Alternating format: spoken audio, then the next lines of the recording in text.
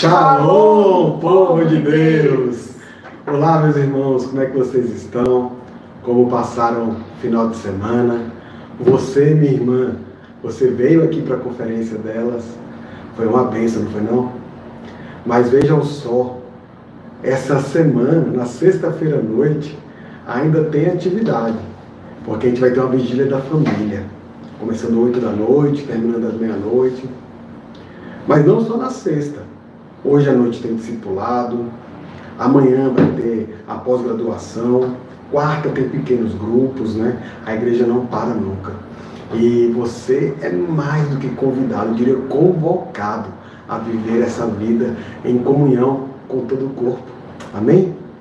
E aí, você veio também para o culto, participou de tudo. Deus tem nos abençoado de tantas formas, né? A gente só tem que desfrutar dessa vida, desse relacionamento com Ele. E que prazer maior que a gente pode ter do que poder viver essa vida, do que poder estar presente, né? Aos domingos, no culto, junto com a Santa Assembleia. É bênção de Deus nas nossas vidas, não? Que bênção! Gente, vamos seguir, como sempre, né, a nossa rotina aqui. Hoje, o estudo está em Levítico, capítulo 9. Então, compartilha o link, chama a turma para estar aqui com a gente, para louvar, para orar, falar em oração, coloca teu motivo de oração aí no chat, para a gente poder orar durante a semana toda, né? Até a próxima segunda-feira. Vai compartilhando, vamos orando uns pelos outros e chama também o povo para ouvir a palavra de Deus. É o nosso papel, né? Vamos louvar? Depois a gente ora, mas a gente ora a Deus pelos nossos motivos, né? Que nós temos sempre orado, tá bom? Vamos lá.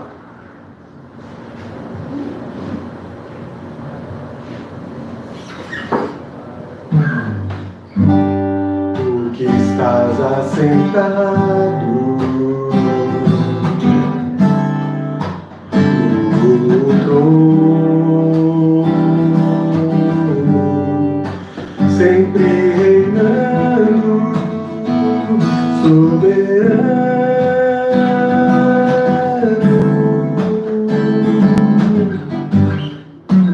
anjos cantando, homens louvando, Deus reunido com seu povo, Alfa, Ômega, Cristo, Filho, vem, vem, Senhor Jesus, ansioso espero a tua volta, o grande dia em que tu virás. Então subiremos, contigo estaremos para sempre. Aleluia, Maranata, Cristo, Filho, Mestre, vem, Senhor Jesus, Alfa, Ômega, Cristo, Filho, vem, Senhor Jesus.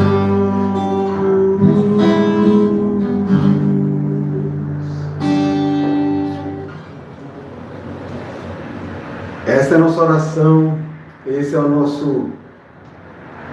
nossa expectativa, né, diária. Vem, Deus, vem, porque Tu és o Deus eternamente glorificado, eternamente glorioso, eternamente santo. É contigo que eu quero viver. Glória a ser, ao Cordeiro de Deus, a Jesus o Senhor, ao Leão de Judá, a raiz de Davi, que venceu e o livro abrirá. Glória pra ser, ao Cordeiro de Deus, a Jesus o Senhor, ao Leão de Judá, a raiz de Davi, que venceu e o livro abrirá.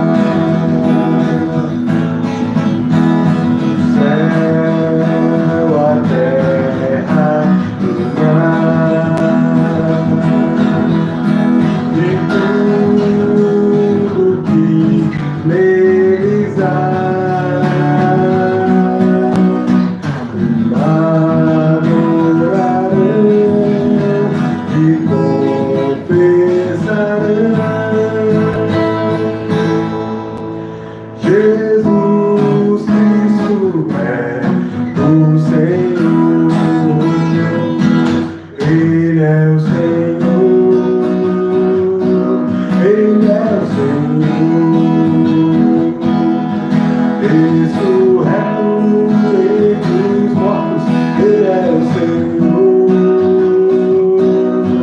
todo joelho se dobrará,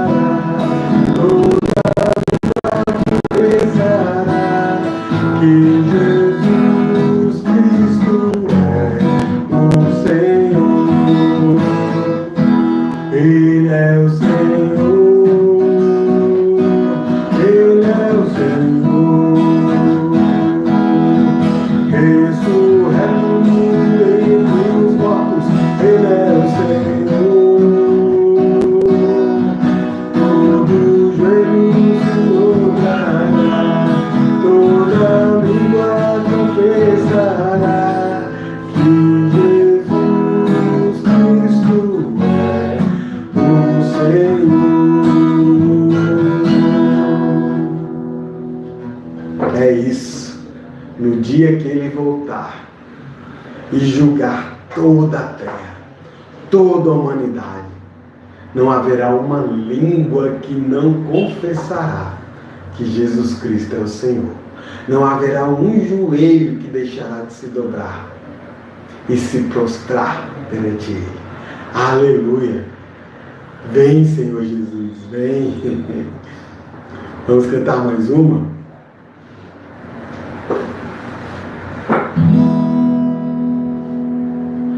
És o meu bem-querer, meu mestre, tudo que tenho, que sou.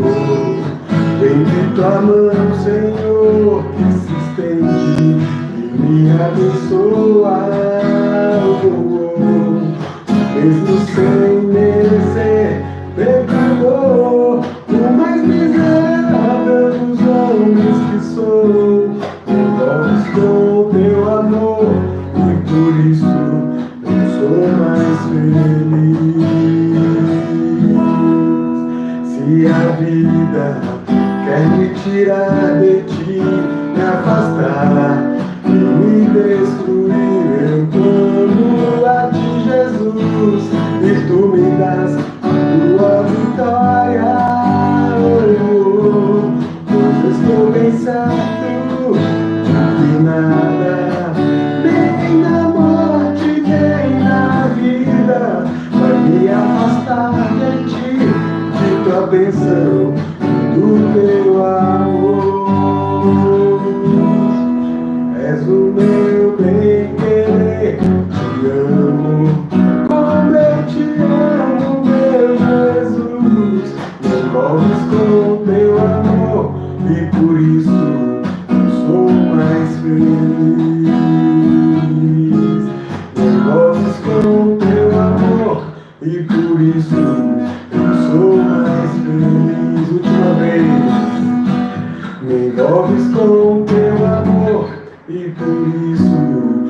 sou mais feliz.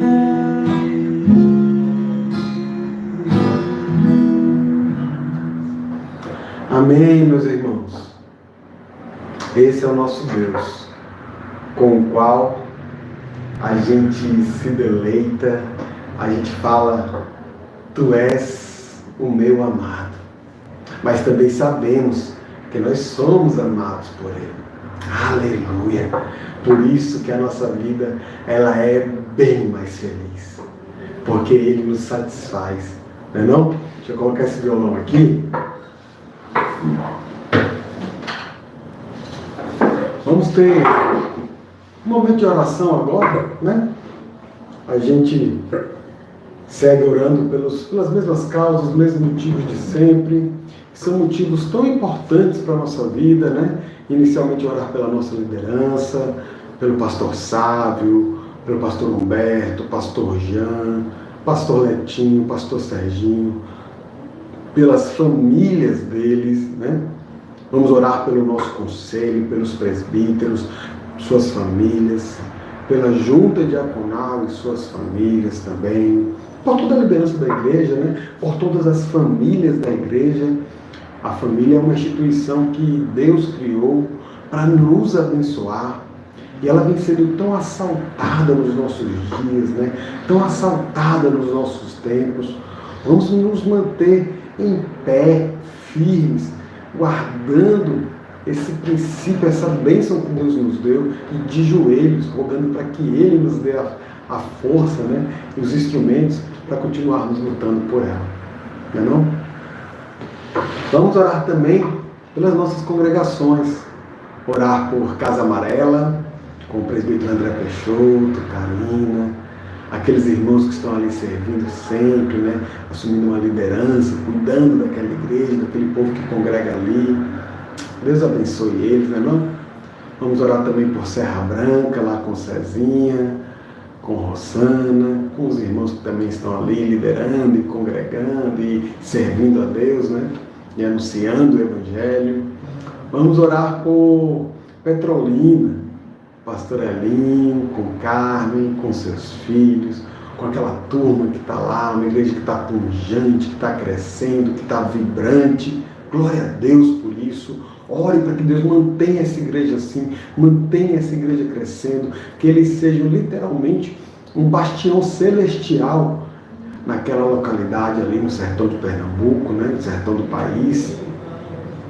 E também por Triunfo, pastor Francisval, Rafaela, né, a esposa dele, tem Fabiane também, que serve ali, né, tantos irmãos ali servindo, cuidando do povo, sítios, né, onde o trabalho ali também acontece. Deus abençoe cada irmão ali em Triunfo, uma igreja também que cresce, que vibra, né, que busca o Senhor, um campo que antes era árido para o Evangelho e hoje Deus tem usado esses irmãos para mostrar, para dar tantos frutos, tantas bênçãos. Glória a Deus. Vamos orar por eles.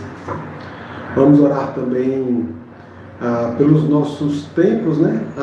A construção do templo aqui em Recife, as obras lá em Petrolina, lá em Serra Branca, orar para que tenha obras também lá em Triunfo, né?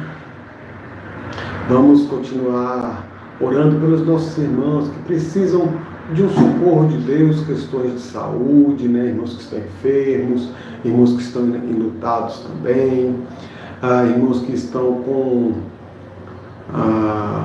questões financeiras, dificuldades financeiras, ou precisando de uma porta de emprego, né? Vamos orar por todos eles, tá bom? E não esqueça, coloque o seu pedido no chat para a gente poder orar também, tá? Durante a semana, ou nos comentários aí, né? Do vídeo no YouTube, tá bom? Vamos orar? Ó Deus, nós queremos te louvar, queremos te engrandecer, porque Tu és Senhor e Rei, Tu és o único Deus, Deus que governa todo o universo. Aleluia, Pai, louvado seja o Teu nome. Nós queremos te agradecer pelo privilégio dessa vida que temos vivido.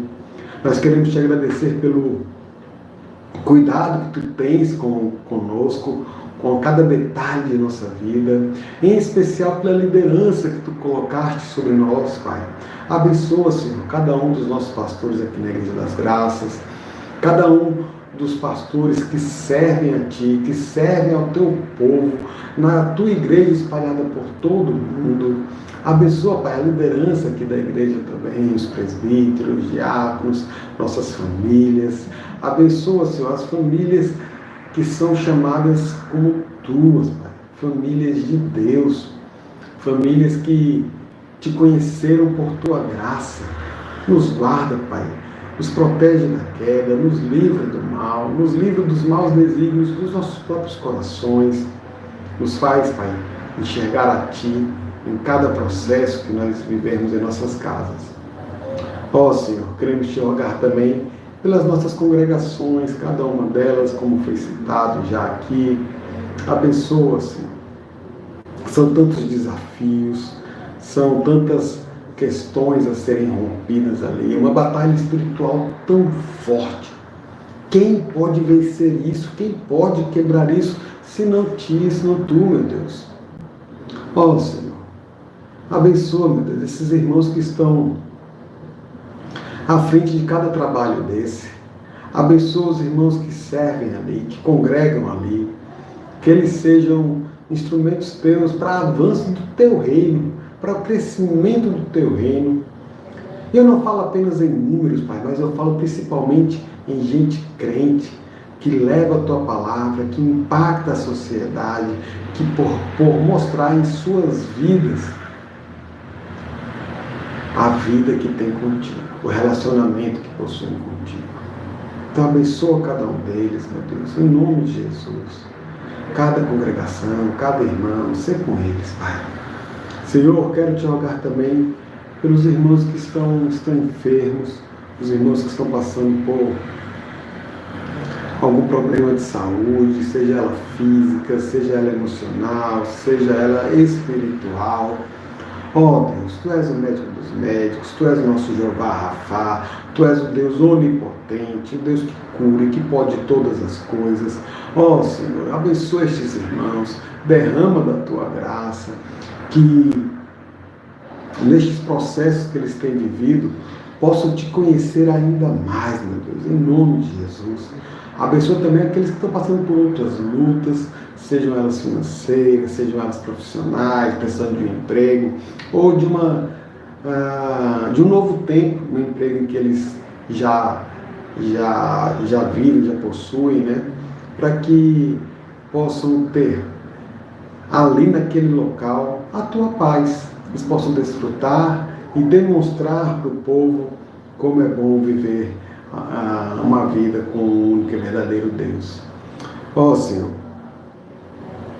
abençoa o nosso país, abençoa as lideranças políticas que Tu instituíste, abençoa o nosso estado aqui, Pernambuco, também com as lideranças políticas, que elas sirvam como instrumento de bênção para que este povo Te conheça, Pai, acima de tudo. Abençoa também cada localidade, de cada irmão que está assistindo agora esse vídeo, seja qual for o momento. Ó Deus, derrama da Tua graça em nossas vidas. Nós precisamos de Ti, meu Pai. Em nome de Jesus. Amém. Meus irmãos, hoje nós estamos aqui em Levítico, capítulo 9. Nós vimos, né, na sexta-feira passada, que Arão e seus filhos tinham acabado de serem consagrados. E agora a gente vê que Arão está oferecendo sacrifícios por si, mas também pelo povo.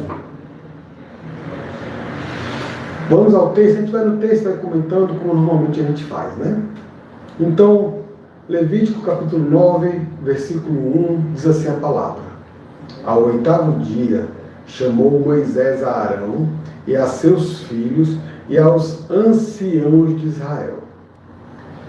Vou fazer uma pausa aqui, né, de cara.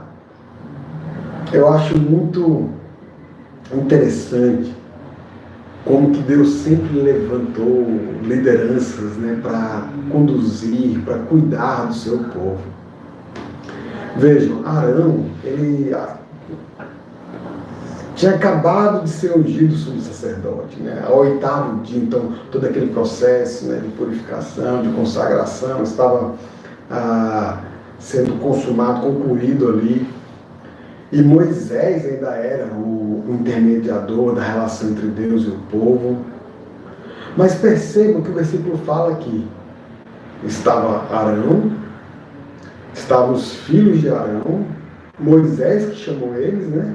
E os anciãos do povo. Quem são os anciãos? Os anciãos são aqueles homens, aquelas pessoas que exerciam autoridade sobre o povo.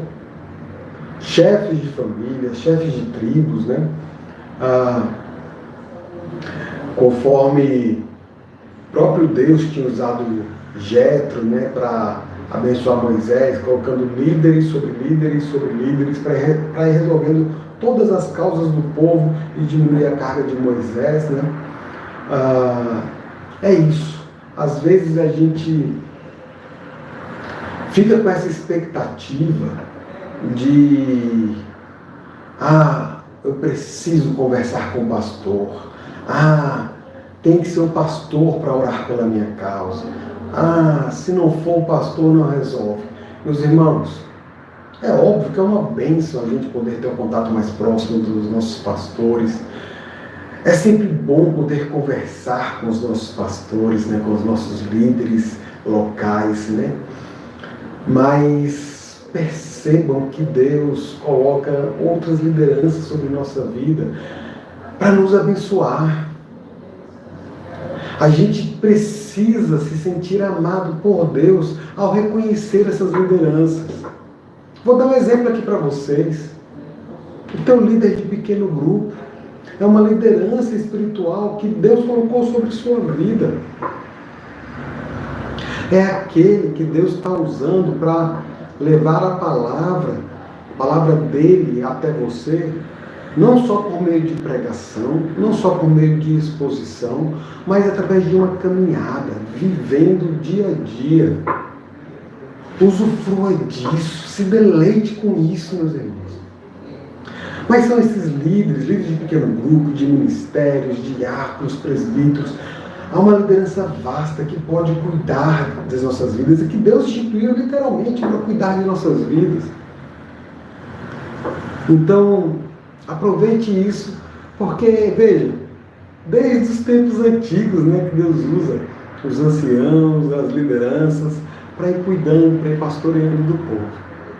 E não se sinta desprestigiado se o teu contato com o pastor, né, da tua igreja, o pastor principal, não é tão próximo assim. Mas se há alguém para pastorear a sua vida de perto, glorifique a Deus, meu irmão. Glorifique a Deus, meu irmão. Porque, eu te digo sem dúvidas, Deus tem cuidado de ti. Bom, vamos em frente. Versículo 2. E disse a Arão, né? Moisés falou a Arão: toma um bezerro para a oferta pelo pecado e um carneiro para o holocausto, ambos sem defeito, e traze-os perante o Senhor. Depois dirás aos filhos de Israel: tomai um bode para a oferta pelo pecado, um bezerro e um cordeiro, ambos de 1 ano e sem defeito, como holocausto, e um boi e um carneiro por oferta pacífica, para sacrificar perante o Senhor, e oferta de manjares amassada com azeite, porquanto hoje o Senhor vos aparecerá. Eita, já imaginou isso? Que bênção! Vou continuar os 5 para poder comentar. Então trouxeram o que ordenara Moisés diante da tenda da congregação, e chegou-se toda a congregação e se pôs perante o Senhor. Veja, o sumo sacerdote, né, Arão e seus filhos, os sacerdotes, haviam sido consagrados. Mas faltava o povo ser consagrado. Então, É como se Deus estivesse falando para a gente assim, olha, a tenda da congregação, o tabernáculo, sem a presença de Deus, é apenas uma tenda muito cara. O que importa no tabernáculo, o que importa na tenda, é a presença de Deus. E eu vou falar uma coisa para você, meu irmão. Não pense que a aplicação disso está para o templo físico, não. Porque isso não é mais verdade. A aplicação disso está para a sua vida, está para a minha vida. Porque naquele tempo, Deus habitava entre o povo, mas hoje Ele habita no povo. Hoje Ele habita em mim, hoje Ele habita em ti, Ele habita em cada um de nós. Ele habita em todos nós enquanto igreja, enquanto congregação do Senhor. Então, o que importa da minha vida é a presença de Deus. O que importa da sua vida é a presença de Deus. Nada mais importa, ou nada importa tanto quanto isso. Tudo é uma consequência da presença de Deus em nossas vidas. Jesus é o Emmanuel, é o Deus conosco. Isso é o que importa. Isso é que tem que ser o nosso motivo de abrir os olhos diariamente, de levantarmos das nossas camas, de vivermos as nossas rotinas, ou de experimentarmos novos momentos. Tudo só vale a pena por causa de Deus. É por isso que a gente existe, para glorificar a Deus. Versículo 6. Disse Moisés: esta coisa que o Senhor ordenou, fareis, e a glória do Senhor vos aparecerá. Depois disse Moisés a Arão: chega-te ao altar, faze a tua oferta pelo pecado e o teu holocausto, e faze expiação por ti e pelo povo. Depois faze a oferta do povo e a expiação por ele, como ordenou o Senhor. Percebam que aqui começa um novo tempo, né? Para o povo de Deus, para a igreja do Senhor ali naquele momento. Porque a partir de agora há um sumo sacerdote que será responsável pelos rituais que possibilitam que haja relacionamento entre aquele povo de dura cerviz, de coração duro, né? E Deus. Então Deus, percebam, estava providenciando um meio para que ele e o povo pudessem se relacionar. Versículo 8. Chegou-se, pois, Arão ao altar e imolou o bezerro da oferta pelo pecado, que era por si mesmo. Então, primeiramente, ele imola, né, o bezerro da oferta pelo pecado que ele, Arão, tinha cometido. Mas este era um ritual público, todos estavam vendo. O povo estava vendo claramente que os sacerdotes também eram homens pecadores que precisavam da graça de Deus. Não eram super-humanos, não eram divindades que tinham vindo do céu. Homens, mas homens separados por Deus. O fato é que não é uma intenção de Deus, tá? Só para deixar claro, que o povo visse os pecados dos seus líderes espirituais, dos sacerdotes, como uma forma de comparação e depois decidir, né, quem foi que teve o pior pecado, né, quem foi que transgrediu mais ou menos, quem é melhor, mais santo, quem tem mais dignidade ou menos. Não, Deus não se preocupou com isso. Mas Deus queria que o povo entendesse essa natureza multifacetada do pecado e como é que o pecado ele nos afeta e mexe com a nossa mente, mexe com o nosso coração e nos afeta, né, literalmente de uma forma devastadora, porque o pecado nos traz a morte. Então Deus queria que o povo entendesse que o pecado não é uma questão assim que você, eita, pequei, foi mal, e deixa para lá, e o tempo vai curar, e o tempo vai apagar, e as coisas vão, né, se resolver naturalmente. Não. O que Deus está falando é que assim, pecado precisa de tratamento. Todo ele, meu irmão. O pecado em oculto, o pecado público, o pecado, sei lá, que você pode estar classificando de uma forma ou de outra aí. Todo pecado precisa de tratamento. Nós precisamos lidar seriamente com os nossos pecados. Antes de lidar com o pecado de qualquer outra pessoa, eu preciso lidar de uma forma séria diante de Deus acerca dos meus pecados. Só depois eu vou estar apto, biblicamente falando, a falar com algum irmão meu.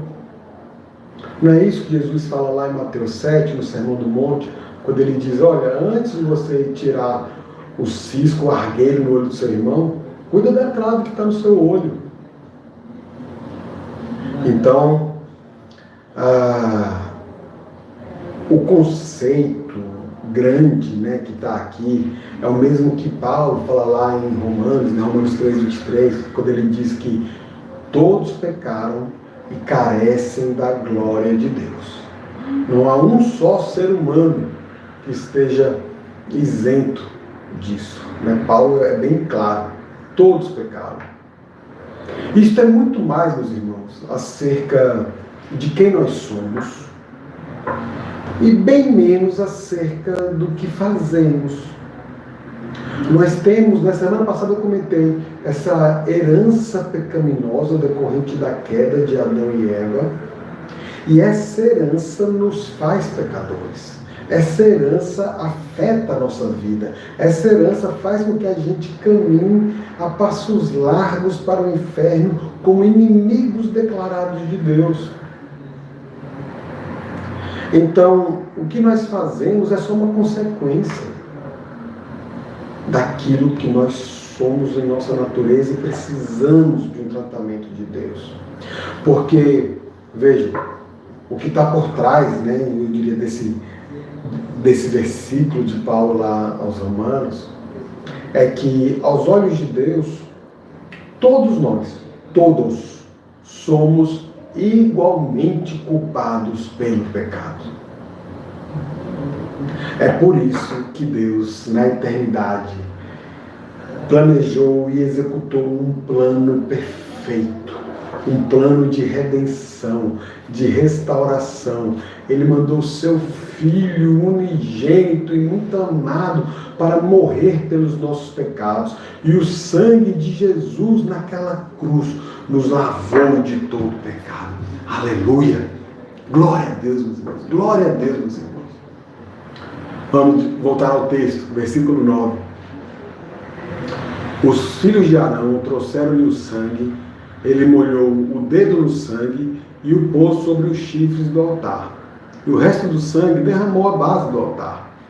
Mas a gordura e os rins e o redenho do fígado da oferta pelo pecado queimou sobre o altar, como o Senhor ordenara a Moisés. Porém a carne e o couro queimou fora do arraial. Depois molou o holocausto, os filhos de Arão lhe entregaram o sangue, e ele o aspergiu sobre o altar em redor. Também lhe entregaram o holocausto nos seus pedaços, com a cabeça, e queimou sobre o altar. E lavou as entranhas e as pernas, e as queimou sobre o holocausto no altar. Depois fez chegar a oferta do povo, e tomando o bode da oferta pelo pecado, que era pelo povo, o imolou e o preparou por oferta pelo pecado, como fizera com o primeiro. Também fez chegar o holocausto e o ofereceu segundo o rito. Então a gente viu inicialmente lá, né, que Arão tinha feito uma oferta pelos seus pecados, pecado dele mesmo, mas agora a oferta era pelo pecado do povo. Porque não adianta ter sacerdotes santificados e o povo que não é santificado, né? É por isso que eu digo assim, Deus ele mostra, né, os seus atributos, em especial aqui a sua bondade, de uma forma muito grande, e isso obviamente para nós também, por meio de Jesus Cristo, porque Ele nos provê os meios para o perdão, para a consagração e para a comunhão. Hoje e isso que está sendo feito aqui nessa passagem aqui em Levítico, hoje nós temos em Cristo. Cristo é o sacrifício perfeito. O preço pelos nossos pecados foi pago cabalmente naquela cruz. Hoje, o nosso sumo sacerdote, Jesus Cristo, que é santíssimo, tem um povo santo por causa dele mesmo, da obra que ele fez e que foi completa e foi perfeita. Versículo 17. Fez chegar a oferta de manjares e dela tomou um punhado e queimou sobre o altar, além do holocausto da manhã. Depois imolou o boi e o carneiro em sacrifício pacífico, que era pelo povo. E os filhos de Arão entregaram-lhe o sangue que aspergiu sobre o altar em redor, como também a gordura do boi e do carneiro, e a cauda, e o que cobre as entranhas, e os rins e o redento do fígado. E puseram a gordura sobre o peito, e ele a queimou sobre o altar. Mas o peito e a coxa direita, Arão moveu por oferta movida perante o Senhor, como Moisés tinha ordenado. Depois Arão levantou as mãos para o povo e o abençoou, e desceu, havendo feito a oferta pelo pecado, e o holocausto e a oferta pacífica. Então entraram Moisés e Arão na tenda da congregação, e saindo abençoaram o povo, e a glória do Senhor apareceu a todo o povo. Vejam, um dos privilégios do sumo sacerdote era abençoar o povo de Deus. Então, no primeiro dia do seu ministério, Arão deu ao povo bênçãos. A primeira, a gente viu, ele estava sozinho. Depois que ofereceu sacrifícios, tal, né? E a segunda, ele fez juntamente com Moisés. Depois que eles haviam saído do tabernáculo, após a conclusão lá da cerimônia de ordenação, né? É interessante porque a primeira bênção foi provavelmente a bênção do sumo sacerdote, que se encontra em Números, no capítulo 6, versículos 24 a 26. Números 6, 24 a 26. Né? O texto é assim: o Senhor te abençoe e te guarde. O Senhor faça resplandecer o rosto sobre ti e tenha misericórdia de ti. O Senhor sobre ti levante o rosto e te dê paz. Vejam, essa é a bênção que até hoje, né, tantas igrejas cantam de uma forma tão linda, porque é literalmente um privilégio a gente poder falar: olha, estamos abençoando o povo de Deus. Deus lá no céu está falando: meu povo foi abençoado. E foi abençoado por esse irmão, por essa irmã, por aquele irmãozinho, por aquela irmãzinha. É isso, né? A bênção, ela veio ali na narrativa aqui de Levítico, depois dos sacrifícios. E isso para a gente vai nos lembrar mais uma vez, né? Das bênçãos que nós recebemos pela obra completa de Jesus Cristo na cruz. Então, por causa de Jesus Cristo, Deus resplandece o rosto sobre nós.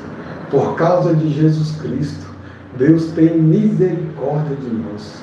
Por causa de Jesus Cristo, o Senhor levantou o seu rosto a nós e nos deu paz. Aleluia.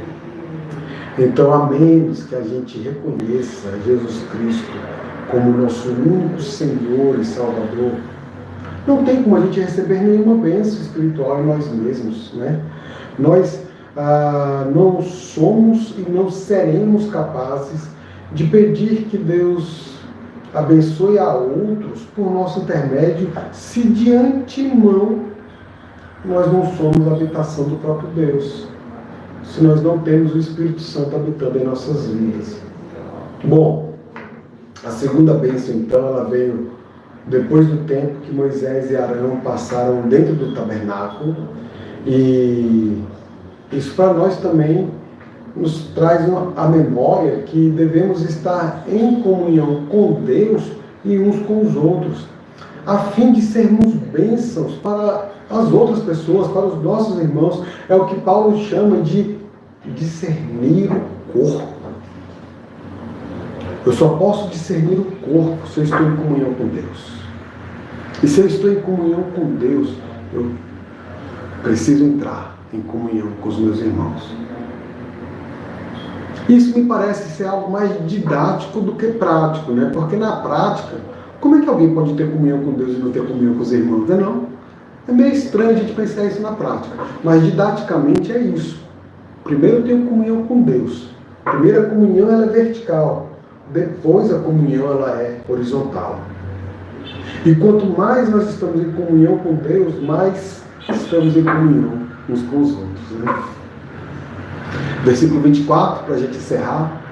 E eis que saindo fogo de diante do Senhor, consumiu o holocausto e a gordura sobre o altar.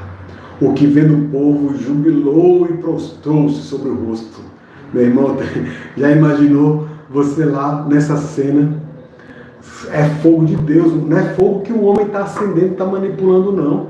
É o fogo de Deus que se acende, que consome o holocausto, consome a gordura ali, e o povo vê daquela maravilha, né? Se enche de alegria, se prostra diante de Deus.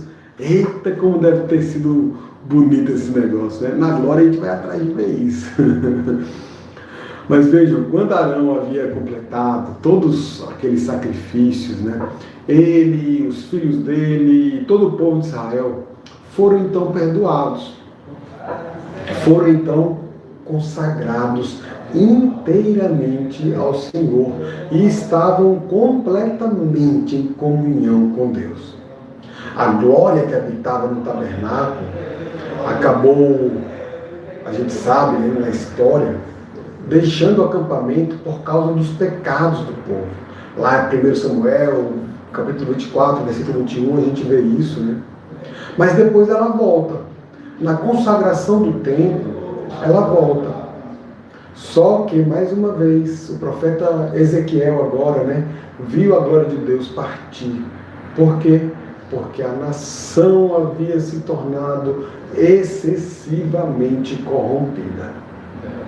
Então Deus quer habitar em mim, Deus quer habitar em ti, mas Deus não habita aonde o pecado habita. Complementarmente, a glória de Deus veio à terra. Veio à terra quando Jesus nasceu. Vejam lá Lucas capítulo 2, versículos 8 e 9. E essa glória habitou nele, né, ali. Porém, o povo pecador pregou a glória de Deus em uma cruz. Hoje, meus irmãos, a glória de Deus habita no corpo de cada cristão. É o que Paulo fala lá em 1 Coríntios 6, 19 e 20.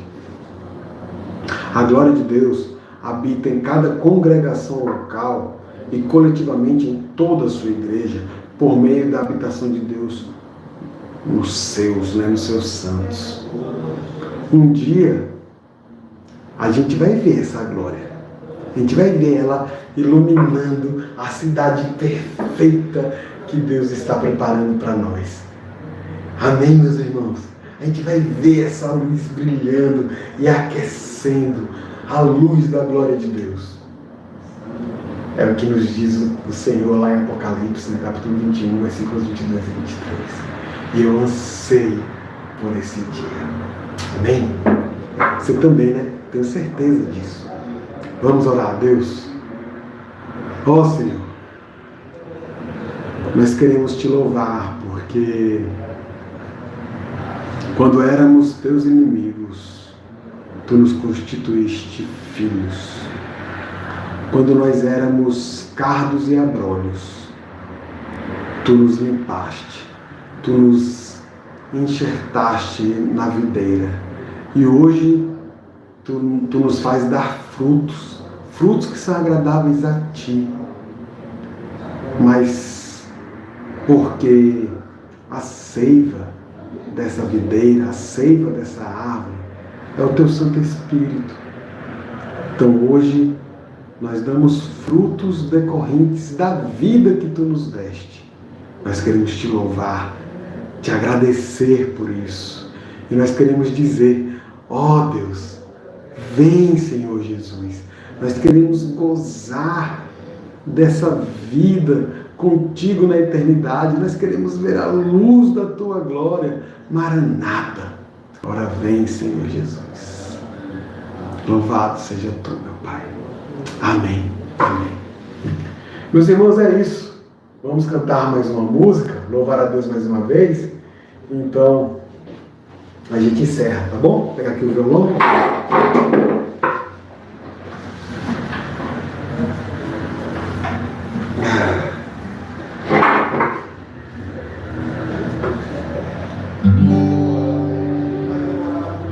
Quem nos separará do amor de Cristo? Será tribulação, angústia ou perseguição, fome ou nudez, perigo ou espada?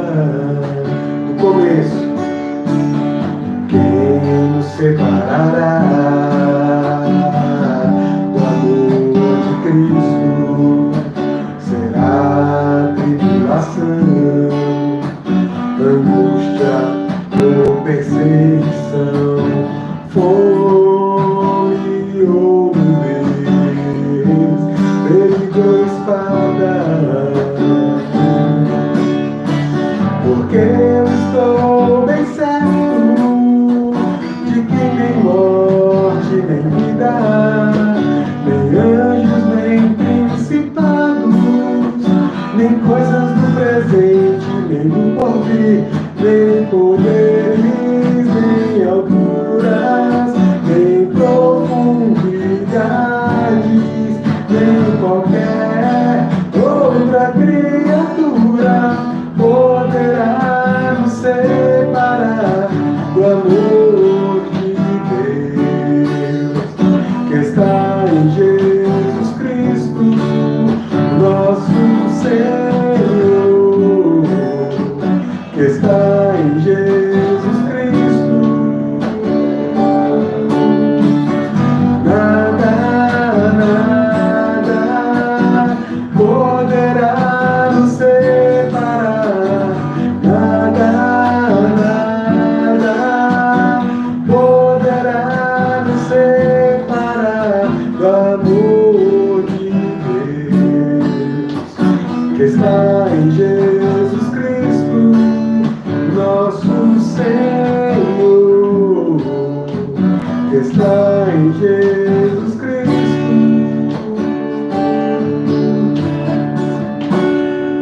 nosso Senhor. Amém, meus irmãos? Uma semana de paz. Que Deus os abençoe. Até a próxima.